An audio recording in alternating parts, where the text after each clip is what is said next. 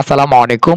২০২৫ সালের ৬ষ্ঠ শ্রেণীর English grammar and কম্পোজিশনের unit 2 এর লেসন 7 নিয়ে আজকে আমরা আলোচনা করব। নাম হচ্ছে ফার্স্ট কন্টিনিউয়াস টেন্স।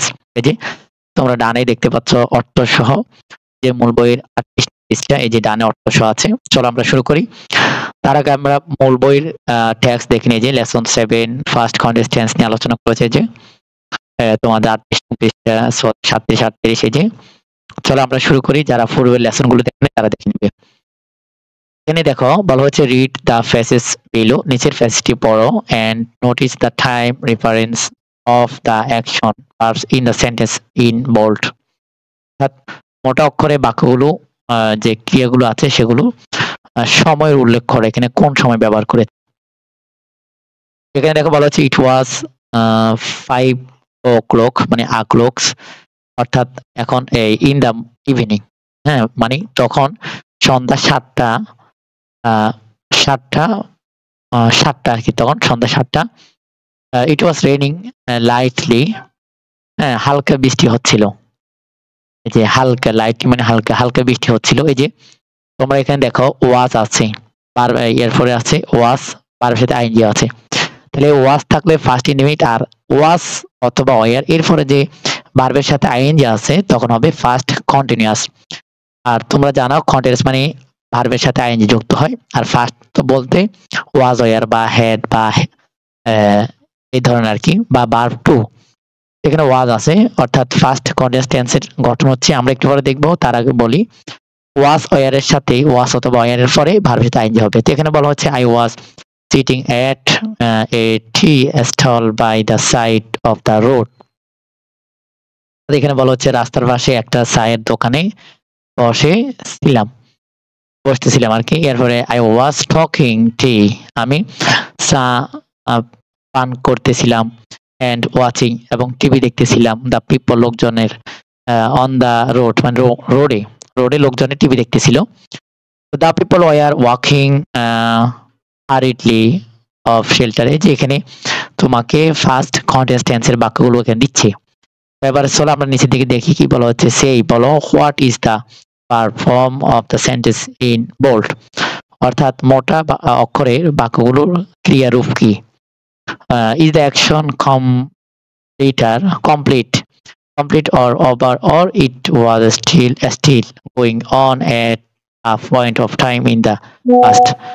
অর্থাৎ তোমাকে বলতেছে যে এই যে এখানে যে ওয়াজ অথবা ওয়ার এর পরে যে আইএনজি আছে, এখানে ওয়াজ আছে, আবার এখানে দেখো আয়ের সাথে ওয়াজ, এরপরে এই যে দা পিপল, এই এখানে আছে ওয়ার।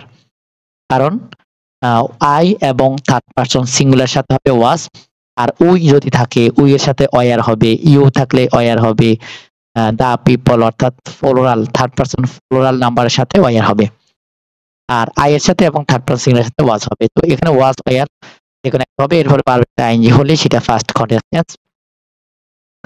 এরপরে দেখো এখানে বলা হচ্ছে notice that the bold sentence in this passage refer to same action which, অর্থাৎ এখানে বলা হচ্ছে যে যে লক্ষ্য করো এই প্যাসেজের বাক্যগুলি এমন কি ক্রিয়া নির্দেশ করে যা অতীত একটি নির্দিষ্ট সময় চলছিল আর কি। এখানে দেখো 38 নম্বর পেজটা ক্লিয়ার হবে তোমাদের। এই যে এখানে ফর্ম আছে অর্থাৎ নিয়ম, গঠন আর কি। এখানে গঠন হচ্ছে ওয়াজ অথবা ওয়ার, এই দেখো is used as auxiliary verb and based oblique present, base form বা প্রেজেন্ট ফর্ম অর্থাৎ ভার্ব 1 আর কি। এরপর হচ্ছে the main verb and ing is used, অর্থাৎ এখানে বলা হচ্ছে was অথবা were এটা সাবজেক্টের পরে এই যে যেমন এটা বলছে, তারপরে মূল ভার্ব, মেইন ভার্ব বলতে মূল ভার্ব মানে যেমন eat that eaten, go and run, play played played, sing sang sung, এগুলো আর কি। তো এই যে ভার্বগুলোর সাথে আইএনজি যুক্ত হয়েছে, এখানে বলা হচ্ছে সো তাই the verb form is was অথবা ওয়ার প্লাস ভার্বের সাথে ভার্ব প্লাস আইএনজি, অর্থাৎ এখানে ফার্স্ট কন্টিনিউয়াস টেন্সের গঠন দিয়েছে, অর্থাৎ এই যে ওয়াজ অথবা ওয়ার এর পরে ভার্বের সাথে আইএনজি হবে। তো write 5 sentence in the first continuous tense on what were you doing at about 10 PM last night using, অর্থাৎ বলা হচ্ছে এই যে দেখো নিম্নোক্ত ভার্বগুলি ব্যবহার করে গত রাত 10টায় তুমি কি করেছ। এরপর অতীত মানে এরপর ফার্স্ট কন্টিনিউয়াস নিয়ে 5টি বাক্য লেখা। তাহলে বলা যায় যে ও রাইট আছে, হ্যাঁ? তাহলে বলা যায় I was I was writing I was writing আমি লিখতেছিলাম আওয়ার হোমওয়ার্ক মানে মাই হোমওয়ার্ক।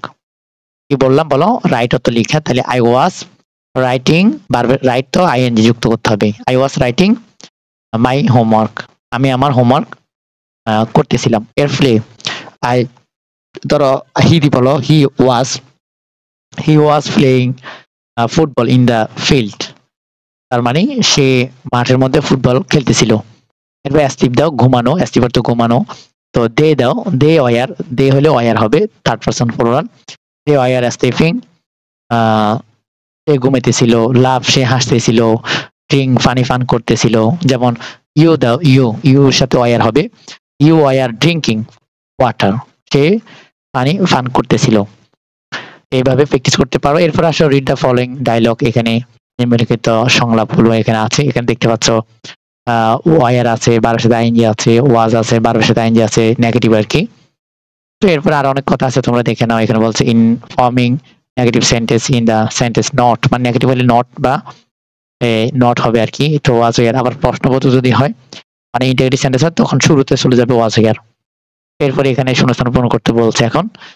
যে ডিতে দেখো write a few sentences describing what you are trying, অর্থাৎ এই যে গত সপ্তাহে এই সময়ে তুমি কি করেছো তা বর্ণনা করে একটি মানে কয়েকটি বাক্য লিখো।